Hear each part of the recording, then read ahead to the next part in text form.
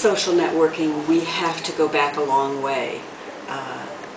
Really, as long as human beings were here, we as humans are social creatures, and we have been networking since the beginning with our family, with our friends, with our tribe.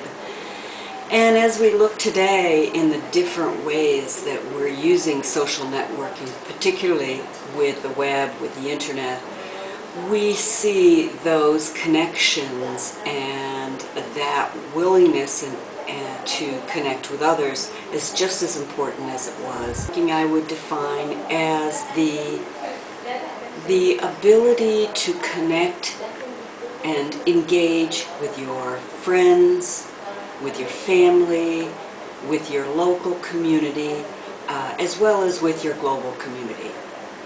I think the difference now than ever before is that we as humans can connect to almost anybody on this globe.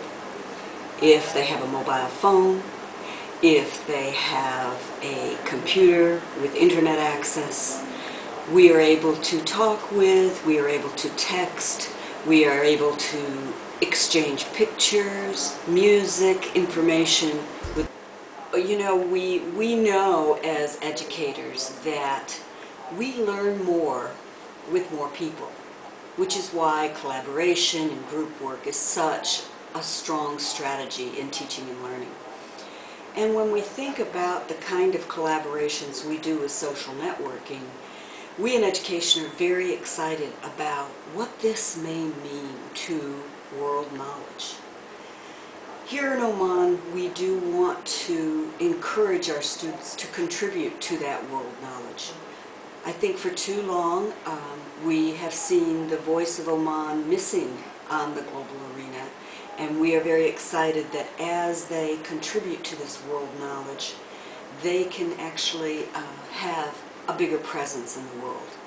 Social networking is a very powerful tool for that. The advantages of social networking continue. Not only does it mean your presence is more viable on the arena, it also means that you're able to provide insight, information to other people in the world that may not know much about Oman or may not know the perspective and why you have the perspective you do.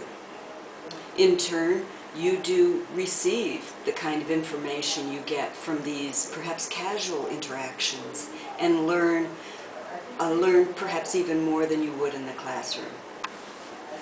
There are disadvantages when you bring those up. There are disadvantages to social networking. There are some security issues that are problematic.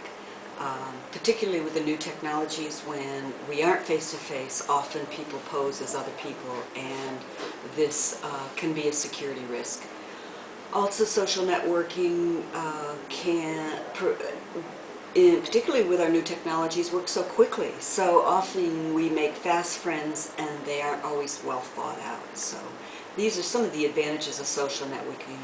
It's something that we do think about as far as what is the impact of social networking on our teenagers. Sometimes it's not very evident on how this is changing, but some of the things that we're able to view already is that we realize that often our teenagers seem remote or not in the room when we are there, and this may have an impact on their ability to conduct face-to-face relationships in a meaningful way. Other impacts is that teenagers spend more time talking with their friends than they do their family in the United States. This again is a concern that we have, and we're not sure what that actually means. We're concerned that perhaps the family effect is having less influence on their lives, and they're more guided by their friends because the social networking seems to dominate. Certainly the impact is that the teenagers want more phones, they want more toys because they want to stay connected.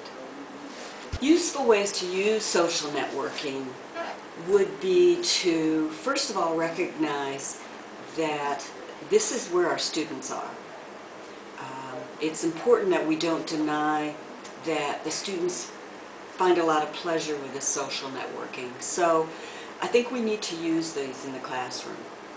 We can use these in educational ways. We can use these in ways that we use mobile phones as part of the exchanges that we ask our students to do. We use the social networking when we want a variety of perspectives on a subject, particularly if they're debating a topic that's highly controversial. Also with group work, it's a very useful way of bringing groups together that are already connected. So we can utilize these collaborative group efforts in ways in education that will perhaps enhance what they're learning. With looking at social networking, particularly what it has to do with education, is that I think as educators, as I mentioned before, we first off have to recognize it's here, and this is where our students want to be. They don't necessarily want us involved as educators, but we can use, as I mentioned before, their practices of social networking to enhance the work that we try to do in our classroom. I would recommend that you offer more opportunity for students to collaborate on their projects in meaningful ways. I would recommend that you provide projects that the students have choices on the topics they do, so the topics are more interesting for the individual students as well as relevant to their lives. The more that we can make our learning and teaching relevant, I think the more effective it's going to be. And social networking is what is relevant in our students' lives, so we must make sure that we allow it and bring it into the classroom and really embrace it as one of our Christians.